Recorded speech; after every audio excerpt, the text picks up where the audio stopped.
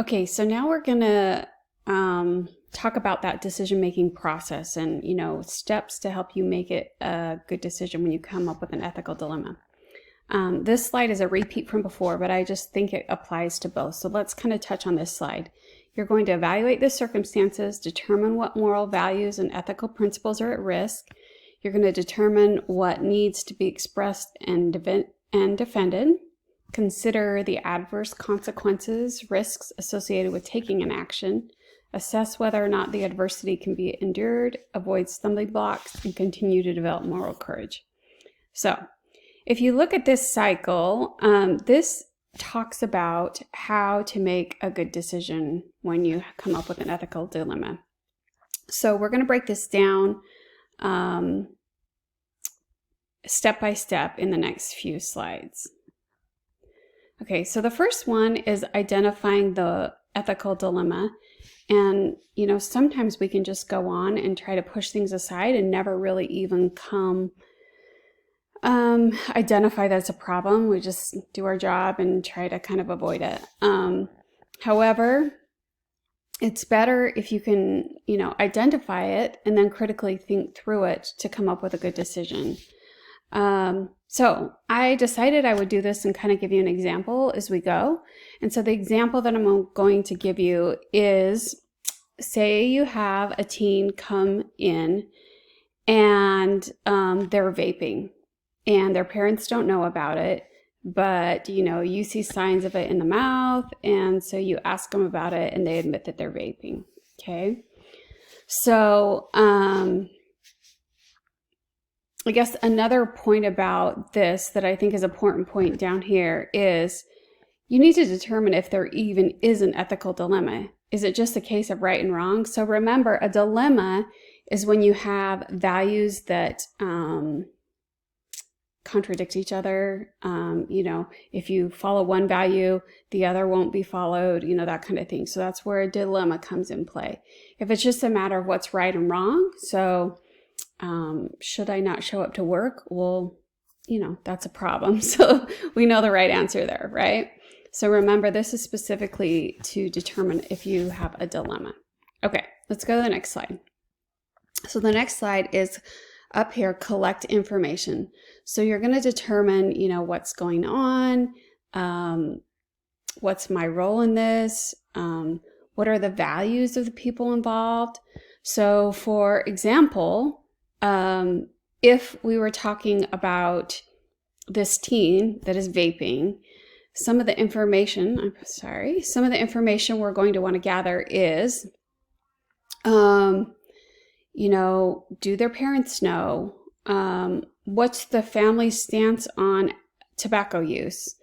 You could ask, how heavily involved in this? Is it like I've done it socially once or twice, or is this something that's been ongoing and they're a heavy vapor or whatever, right? And then, learn the values of the parties involved. So when we're talking about this teen, what is their values? Do they value health? Do they value social networking? Do they value, you need to kind of figure out what's important to them. And then you have to figure out what your values are. So we're going to go over the core values for ADHA later, but one of them is confidentiality. So if you think about that, if we take that value, this is where it becomes an ethical dilemma. I'm going to tell you two core values that compete against each other. So the confidentiality part says, I'm not going to tell the parents about this because this teen trusts my confidentiality, right? Another value is non-maleficence. And this means to protect patients and minimize harm to them. And so if we allow them to continue to vape, we may not see immediate effects, but we know that somebody that vapes is more likely to use tobacco, throughout their lives. And it starts at that young age. Those are the ones that are continuing to use tobacco later in life. So that could have really potential serious side effects if we allow them to continue to vape. So, we can kind of look and gather all this information, and then we get to the third step, which is state the options. So we're going to brainstorm and kind of try to come up with as many options as possible. You think about, in your mind, you might be thinking there's two options. One, you tell the parents, two, you don't.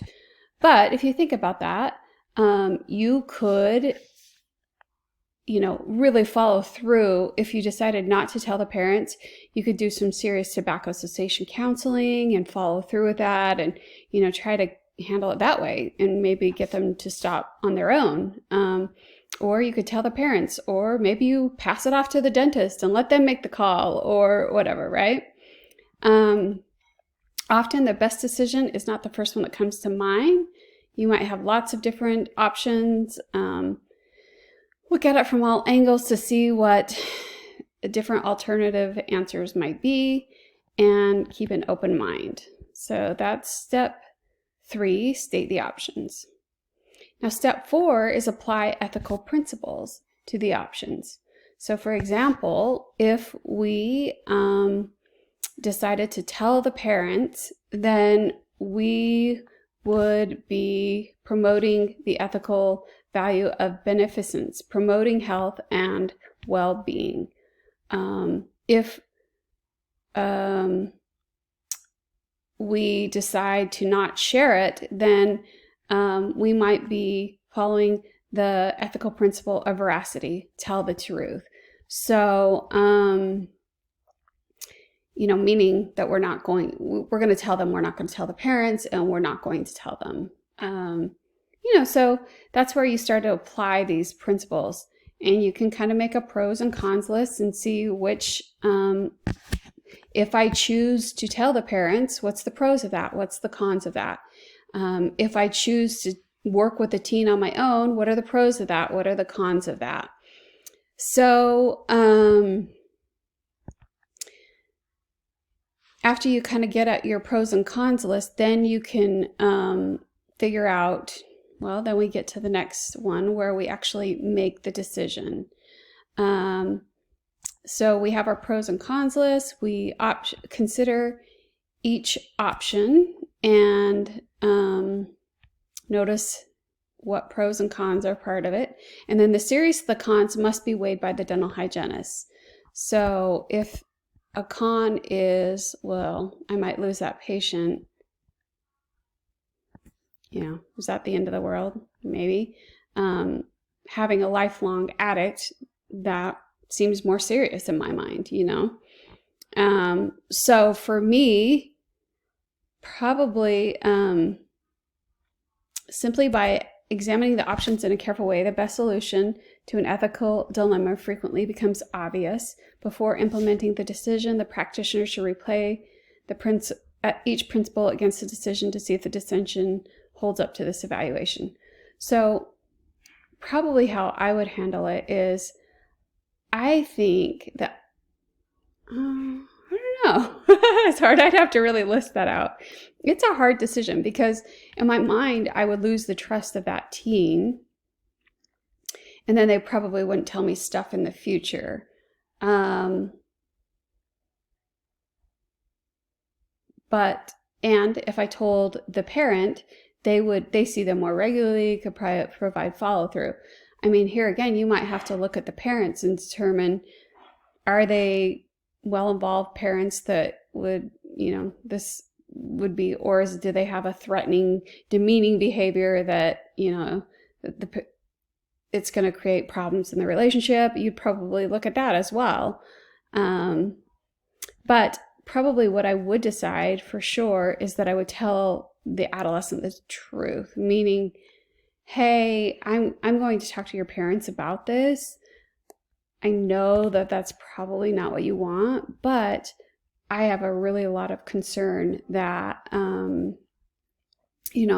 this could turn into a lifetime habit. And I have patients that have been smoking for 50 years and they would give anything to give that away and to stop doing that. And that's something that I don't want to see in your life. How do you think that your parents would handle that if they knew that? Do you think that would be helpful? Do you think that, and kind of just have those conversations and then make that decision.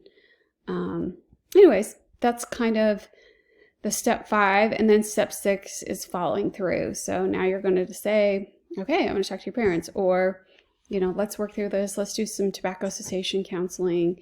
Here's some quit lines. Here's some whatever. And then kind of go from there. So that's the end of that decision-making process. So the end of PowerPoint 2.